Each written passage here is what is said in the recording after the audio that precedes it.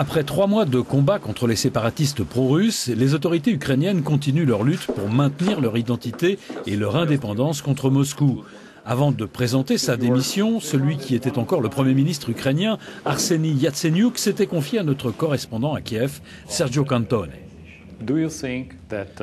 Pensez-vous que la Russie acceptera, après de nouvelles sanctions, une sorte de cessez-le-feu et de vraies négociations?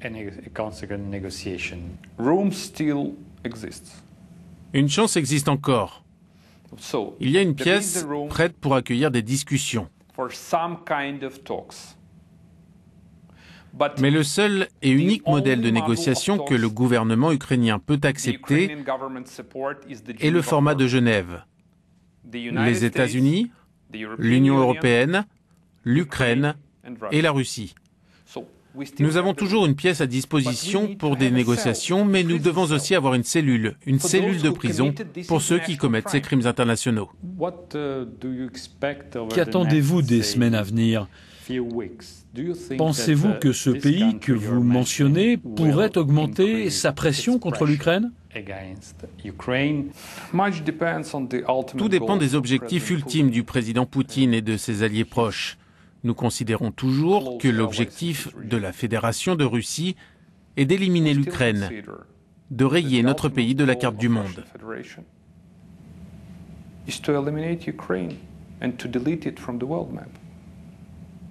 Pas de permettre à l'Ukraine d'intégrer la grande famille de l'UE, pas de permettre à l'Ukraine de rester un pays indépendant et libre.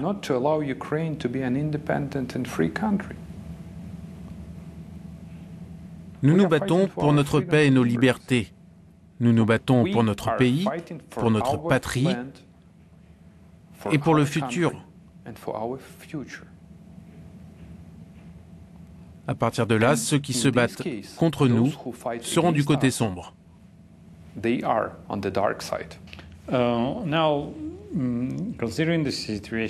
Maintenant, compte tenu de cette situation très compliquée pour l'Ukraine, pensez-vous que le bon moment est venu, d'un point de vue de politique interne, de politique nationale, de dissoudre le Parlement et de provoquer de nouvelles élections le plus rapidement possible?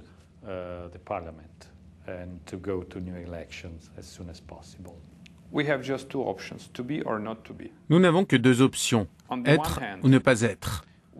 D'une part, la Chambre doit adopter un plan d'austérité, nous devons imposer des réformes, et pour cela, nous devons maintenir une certaine stabilité et une majorité au Parlement.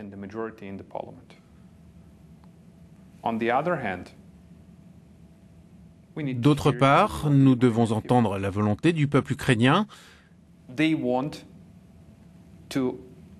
Ils souhaitent reprendre et modifier le Parlement, en avoir un nouveau,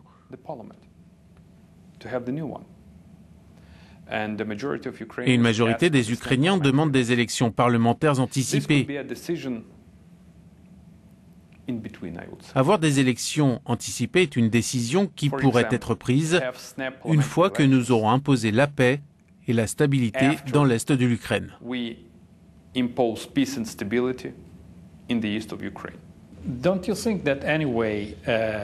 Ne pensez-vous pas, dans tous les cas, qu'il y ait un vrai besoin de donner des réponses politiques aux citoyens de l'Est du pays, ces gens qui souffrent actuellement de la guerre?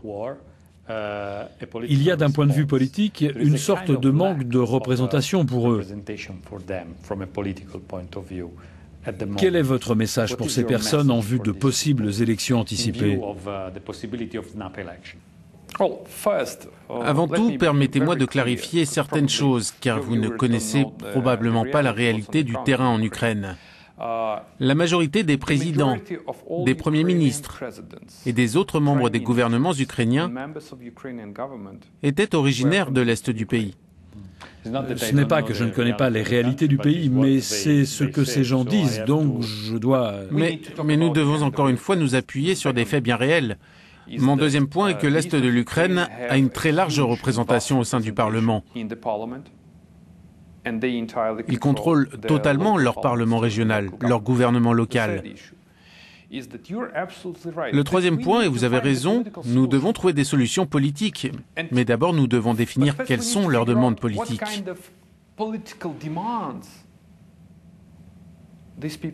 Si par exemple, cela concerne la langue russe, j'ai été le premier à rappeler que nous avions une loi en vigueur donnant un statut particulier à la langue russe.